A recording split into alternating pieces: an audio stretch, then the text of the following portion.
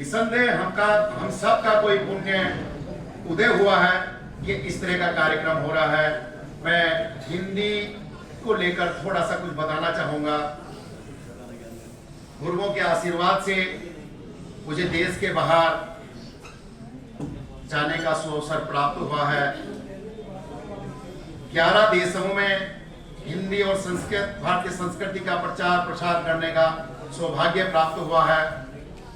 हिंदी की क्या उपयोगिता है, हिंदी को हमने समझ लिया कि हिंदी तो बोलचाल की भाषा है। क्या है हिंदी? कुछ भी नहीं है। इसकी उपयोगिता देश के बाहर जाकर पता चलेगी। गूगल सरासर झूठ बोलता है, कहता है हिंदी चौथे नंबर पर सबसे अधिक बोले जाने वाली भाषा है, लेकिन हम संस्थाओं के माध्यम से अपने माध्यम से लगे हुए हैं। हिंदी विश्व में सबसे अधिक बोले जाने वाली भाषा है। हम प्रवासी भारतीयों में जाते हैं, देखते हैं कि उसको हिंदी लिखना नहीं आता, रोमन में लिख रहा है, लेकिन परिवार में 100% लोग हिंदी बोलते हैं। विदेशों में हिंदी प्रचार प्रसार का माध्यम एक तो भारतीय सिनेमा को श्रेय जाता है, दूसरा हमारे जो प्रवासी लोग गए हैं विदेशों में जाकर के बसे हैं और उनमें हिंदी कैसे जीवित है या भाषा कैसे जीवित है, हमारी भारतीय संस्कृति के माध्यम से। वे लोग अपने साथ में रामायण की पुस्तकें ले गए, उसमें आहला उदल की पुस्तकें ले गए, अकबर बीरबल के किस्से ले गए, गुल बकावली इस तरह की पुस्तकें ले गए, उनको बैठ करके पढ़ते। हिंदी जिंदा रही। और आपको आश्चर्य होगा, उन देशों में, खास तौर से मैं प्रशांत पैसिफिक की बात कर रहा हूं, फिजी, ऑस्ट्रेलिया, न्यूजीलैंड आदि देशों में रेडियो स्टेशन हैं। आप महसूस ही नहीं करोगे कि आप भारत में बैठे या किसी दूसरे देश में जाकर के बैठे। हिंदी रेडियो स्टेशन, आश्चर्य करेंगे कि हमसे भी ज्यादा विशुद्ध हिंदी वे लोग बोल रहे हैं।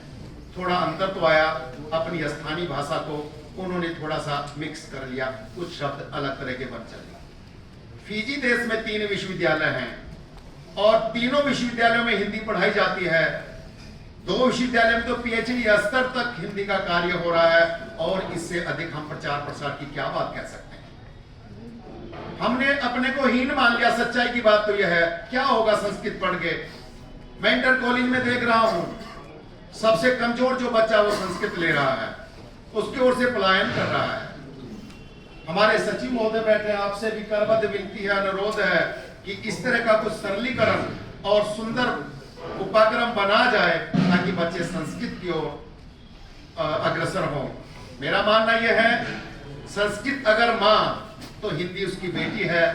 भारतीय संस्कृति की अगर रक्षा करनी है, हमें मां बेटी दोनों की रक्षा करना होगा, तभी भारतीय संस्कृति सुरक्षित और संरक्षित रहेगी।